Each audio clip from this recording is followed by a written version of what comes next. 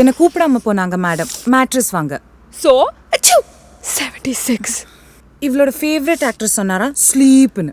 இப்போ எங்க வந்தது ஸ்லீப்? அலர்ஜி வந்தது தான் மிச்சம். 77. Smart air flow packet spring mattress from பெப்ஸ். ஏன்னா உங்க மேட்ரஸ் நல்லா ப்ரீத் பண்ணா நீங்களும் நல்லா ப்ரீத் பண்ணலாம்.